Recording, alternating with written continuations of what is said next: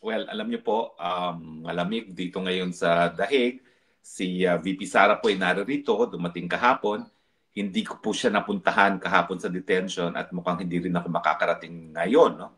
Kasi po, kahapon nagkaroon ako ng bisita at ang dami kong ginawa. No?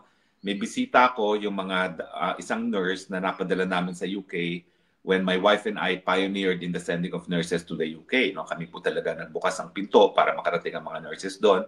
Dahil nga po nag-aral ako sa Inglaterra at napapansin ko na ang tagal-tagal, parang palagi na lang sila nag-advertise ng nurse hanggang pinuntahan ko yung hospital ko, yung St. Thomas Hospital na pinakamatandang hospital sa buong daigdig at kung saan nagtrabaho si Florence Nightingale at tinignan namin ko anong magagawa. No? Kami po yung nagpasimuno ng tinatawag na adaptation program. Kaya naman po napadala namin yung mga nurses. At one of them, si Marina kahapon, was here from the UK para nga tignan kung kamusta ako. So sinamahan ko sila sa Gauda. Alam nyo, exactly 1 month na mula nung naoperahan ako sa spine. Pagkatapos ng trip namin sa Gauda kahapon, abay, naging mahapdi itong aking likod kagabi. So ito pala yung sinasabi ng doktor na kaya naman, sabi niya, unfit to fly ako until 2 months after patapos niya ako makita, yung tinatawag na post-operative consultation 2 months later, kasi talagang matagal pala bumaling talaga itong spine surgery. No? So napakahapdi po kahapon at napilitan akong uminom muli ng painkiller. No? After siguro mga 3 weeks na ako hindi umiinom ng painkiller, uminom na naman ako kagabi. So ngayon, easy-easy lang tayo sa bahay. Tingin ko may kilalaman din yung lamig sa labas, no, na talagang nakakaapekto doon sa nararamdaman, no, sa mga operasyon sa loob ng katawan, no. Pero in any case, I hope to see VP Sara. Mahirap naman kasi kung number 1, bawal ako mag-bike. So hindi ako makabike papunta doon sa detention facility. Ang bike kasi 15 minutes away lang. Ang walk is about 45 minutes. Bus is about 30 minutes. Pero malamig talaga yung bus kasi far in between. Every 15 minutes ata yung bus at 2 sakay papunta doon sa prison facility from where I live. No? So anyway, subukan ko bukas kasi yung friend ko na si Eileen pupunta, magpapapirma kay VP Sara. So makikisakay ako sa kanya. Siguro naman hindi maapektuhan yung likod ko kung minimum exposure sa lamig at kung meron namang sasakyan. No? Pero anyway, today po, pag-usapan din natin kalusugan. Estado ng pag-iisip, estado ng katawan, kailan siya magiging dahilan para hindi matuloy ang paglilitis kay Tatay Digong. Well, pag-uusapan po natin ito kasi in 3 days time, December 5, deadline na ng mga doktor isumite ang kanilang rekomendasyon kung si Tatay Digong ba ay nasa sapat na pangangatawan at pag-iisip para harapin ang mga paratang sa kanya para humarap sa pagbibista dyan sa International Criminal Court. Ano ba ang magiging batayan ng ICC kung sila ay magdedesisyon na hindi na nga, wala na nga sa sapat na kondisyon ng pag-iisip at katawan ni Tatay Digong para harapin ang kaso laban sa kanya. Well, unang-una po, no, hindi po ito kauna-unang pagkakataon na sasagutin to ng korte. Marami na po naging desisyon, lalong-lalo na hindi lang sa ICC, kundi mga international tribunals. Bago po kasi nagkaroon ng ICC, meron na tayong International Tribunal for the former Yugoslavia at saka yung sa Rwanda Tribunal, no, na nakabase yung Tribunal for the Yugoslavia dito sa The Hague din, no, nandito pa yung building po nila, no. Actually, halos tapos na ang pagbibista ng Tribunal for the former Yugoslavia pero meron pa silang winding down, no. So may mga kaunti pang tao sila at nakikita ko paminsan-minsan na dito sila kumakain malapit sa akin dahil malapit din ako sa building ng dating Tribunal for the former Yugoslavia, no. So marami na mga nadesisyonan ang Tribunal for the former Yugoslavia at saka ICC kung kailan ang estado ng pag-iisip at pangangatawan ay magiging dahilan para sabihin ng hukuman na hindi na kaya harapin ng isang nasasakdal ang kaso laban sa kanya. Well, ang criteria talaga, ang criteria na tinitingnan ng hukuman, kung kaya pa ba na akusado na sumapi ng tama doon sa kanyang paglilitis. Okay? Now, ano ibig sabihin nito? Well, sang-ayon po doon sa Rome Statute mismo, ang titignan ng hukuman ay itong mga bagay na ito. No? Kung naintindihan pa ni Tatay Digong kung ano yung anyo na at saka yung dahilan ng paglilitis laban sa kanya. Pangalawa, kung kaya pa ba niya magbigay ng mga tamang instruction sa kanyang mga abogado. Pangatlo, kung masusundan pa ba niya yung mga ebidensya laban sa kanya. At pang-apat, kung siya ay pwede pang sumapi at mag-participate, no, sa kanyang depensa. So ito po ay mga desisyon na ng ICC mismo doon sa kaso ng Strugar at saka sa Gbagbo, no?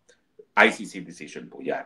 Na pagdating naman po sa international standards, no, hindi lang sa ICC, kundi kasama na yung International Tribunal for Former Yugoslavia at saka sa Rwanda Tribunal, ang mga batayan ay unang-una po naintindihan pa ba kung ano yung mga paratang laban sa kanya at anong mga consequences kapag napatunayan yan. No?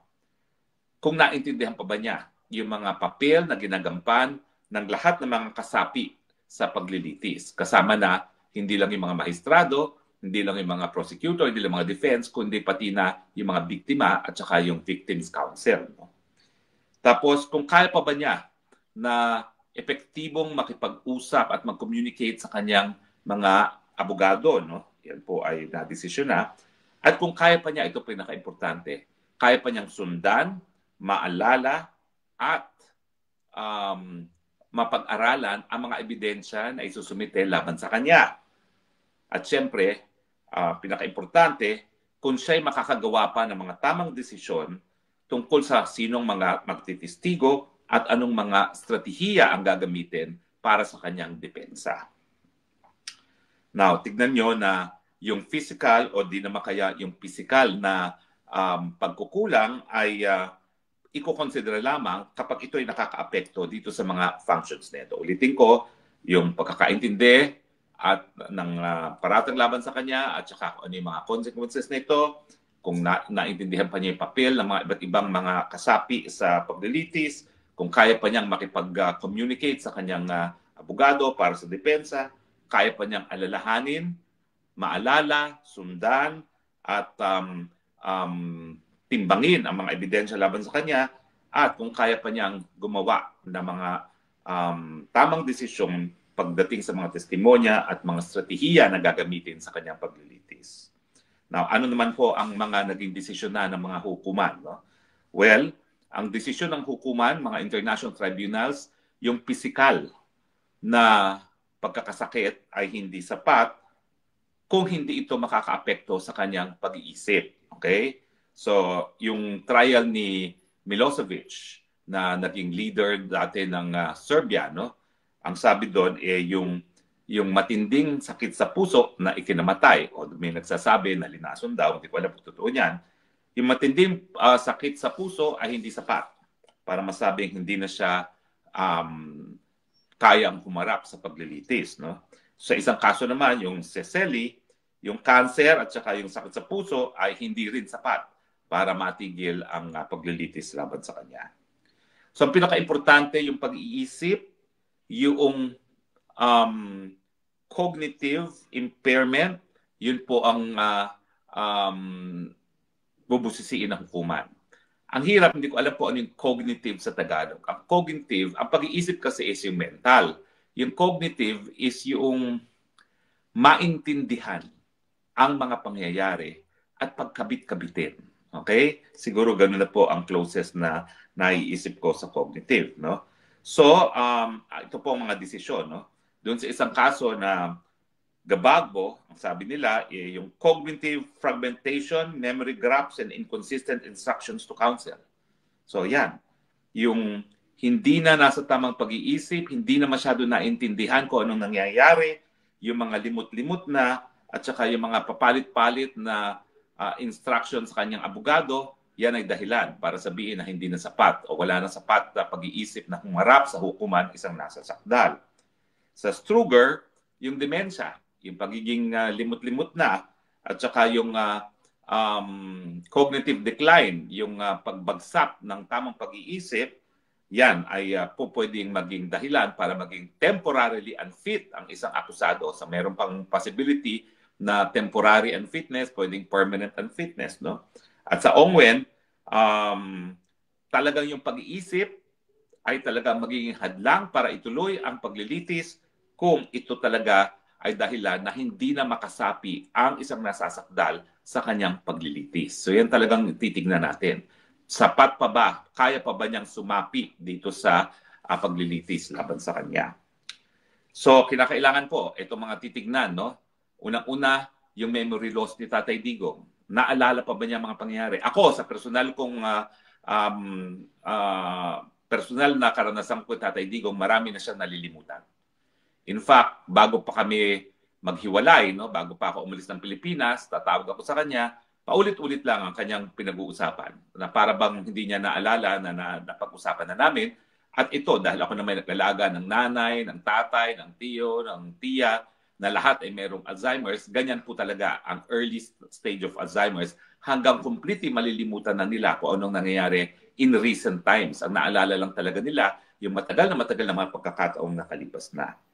Yung difficulty maintaining attention, nakaka-concentrate pa ba, napapakinggan pa ba kung ano nangyayari? Isa pa po yan na tinitignan, no?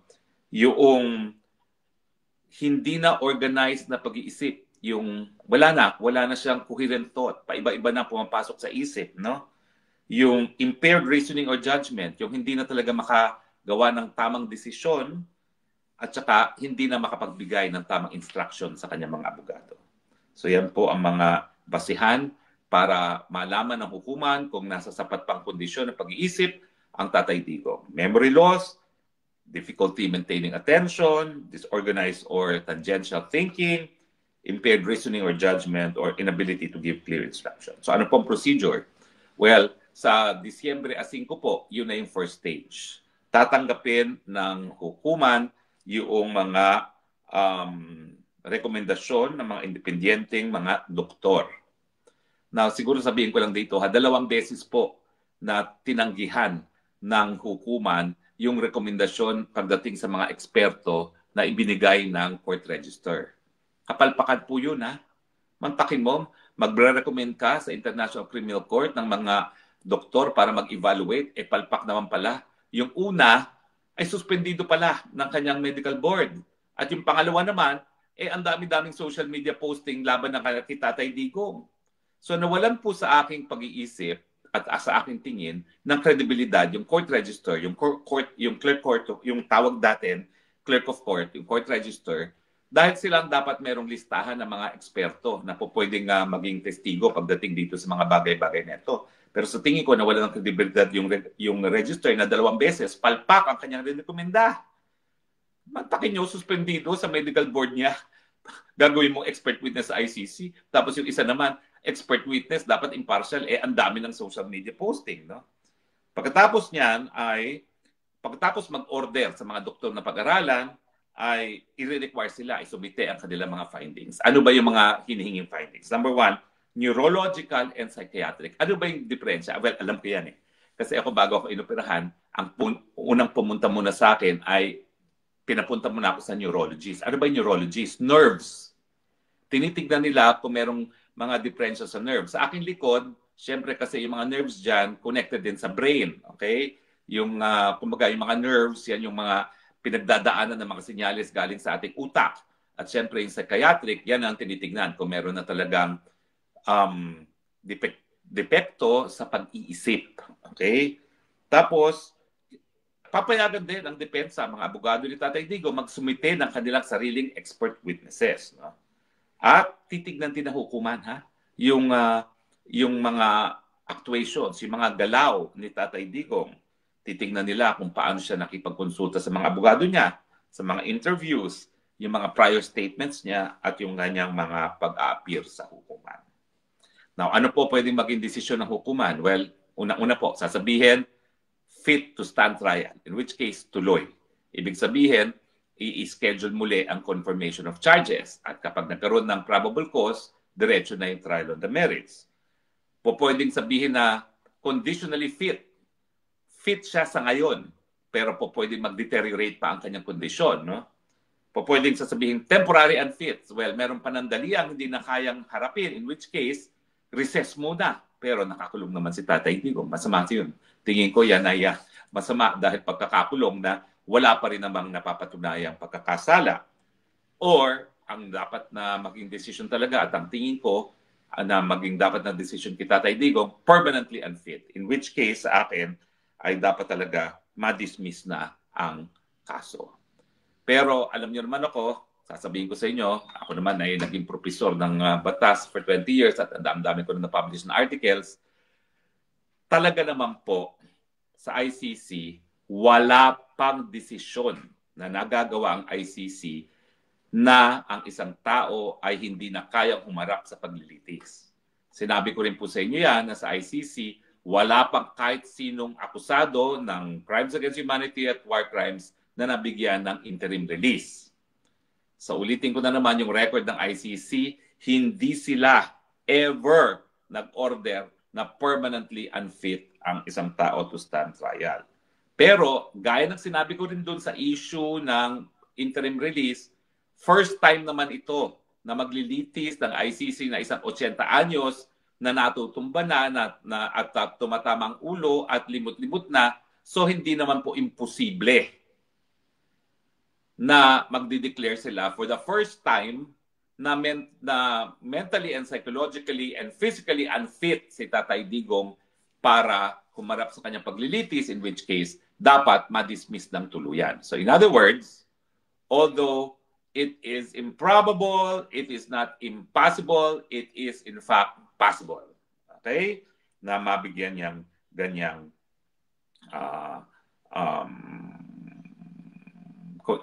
desisyon na hindi na kaya ni Tatay Digong humarap. So, ano ang ating sasabihin? Anong sinasabi ng mga abogado ni Tatay Digong? Una, syempre, mula nung siya nakulong, talagang naging napakabilis ng paglala ng kanyang cognitive deficiencies. Napakabilis ng pagkawala ng kanyang pag-iisip. No? Mas naging limot-limot na siya. Di na niya alam. Sabi nga ni Kong Omar, half the time di niya alam na nasa Hague siya. Half the time, di niya alam na nakakulong siya. So parang wala na siyang sense talaga of reality na dahilan talaga para masabi na hindi na kaya ni Tatay Digong na humarap na paglilitis. Tapos syempre, meron na sila mga nerve damage, neurological symptoms na talagang makaka-apekto sa kanyang pag-iisip, lalong-lalo na yung paggawa ng strategiya para sa kanyang depensa. Syempre, ang depensa magagaling pa rin sa kliyente. Hindi naman yan iimbentuhin lang ng mga abogado. Tapos syempre yung sinasabi natin na dahil may diabetes at high blood pressure naman sa Tatay Digong, yung patuloy na partisipasyon sa paglilitis ay nakakasama sa kanyang kalusugan. At syempre, maraming pagkakataon na talagang hindi na alam ni Tatay Digong kung anong nangyayari. Alam mo nung una, dati na naman yung kondisyon ni Tatay Digong. Sa totoo lang po. Day one pa lang. Alam na ng pamilya. Alam ko na wala na sa tamang pag-iisip si Tatay Digong. Kaya lang, alam mo naman sa Pilipinas, pag nawala sa tamang pag-iisip ng isang tao, kinahihiya. Kaya nung una, ang tingin ko yung pamilya, pinuprotektahan si Tatay Digong. Kasi alam na nila na limot-limot si Tatay Digong. Pero yun na nga kung hindi naman ilalabas ang katotohanan, baka siya malitis na hindi naman niya nangyayari, alam kung ano na nangyayari dito sa kaso laban sa kanya. At sa tingin ko, hindi na talaga niya naintindihan kung ano nangyayari. Unang-una kasi, siyempre, nung nag-law school si Tatay Digong, walang International Criminal Court. Hindi niya talaga maintindihan kung bakit siya ay binilitis ng isang dayuhang hukuman na alam naman niya na wala ng jurisdiction nga kasi siya ay tayo bilang isang bansa ay bumitiw na sa pagiging miyembro. Ako nga ang nagbigay babala sa Assembly of State of Parties na ICC na kung gagamitin na sandata laban kay Tatay Digong na mga kalaban sa politika, itong hukuman, bibitiw tayo at bumitiw nga tayo. Mas malala pa kung siya ay naging limot-limot na. Siguro ang gusto lang talaga ng mga kaanak ni Tatay Digong, maalala natin si Tatay Digong kung paano siya nung siya ay presidente. Pero ang sa akin naman, miski aminin natin na naging limot-limot na si Tatay Digong at medyo wala na sa tamang pag-iisip, dahilan para hindi na siya makaharap sa hukuman, tanggap naman ng Pilipino yan. Dahil ang mga Pilipino naman, tayo, inaalagaan natin ating mga matatanda.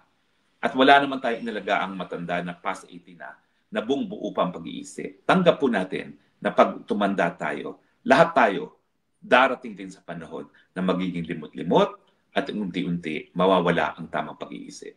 So sa aking mensahe sa mga mahal sa buhay ni Tatay Digong, huwag niyo pong ikahiyayan. Dahil yan po'y nangyayari sa lahat, hindi lang po kay Tatay Digong. Bagamat tayo naman po, alalahanin natin si Tatay Digong noong panahon na siya talaga ay nagserbisyo bilang pinakamagaling na presidente.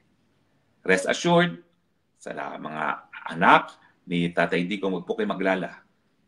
Hindi po namin minamasama ang kondisyon ni Tatay Digong. Kung hindi na niya kayang harapin, tanggap po natin yan dahil mahal natin ang ating mga nakatatanda. At syempre, kung yan ang dahilan para mauwi si Tatay Digong sa Pilipinas, dapat lang naman po, itigil na yan. Dahil kung ang isang tao ay hindi na kayang depensa ng sarili, that would be a violation of his fundamental right to represent and to defend himself. Maraming salamat po sa inyong patuloy na pagtangkulit, ha? Alam ko po, ang daming binabato sa akin. Kriminal yang si Harry Roque. Ba't mo papapakinggan yan sa Spokes Hour? Pero patuloy pa rin po inyong pagtiwala. Maraming salamat po, ha? At gaya na aking sinasabi, ha? Iisa lang ang aking lupang sinalangan. Iisa lang ang minamahal kong bansa. Yan po ay ang nag-iisang bansang Pilipinas. Pagpalain po tayo ng Panginoon. Salamat po muli. Bye-bye and have a good day.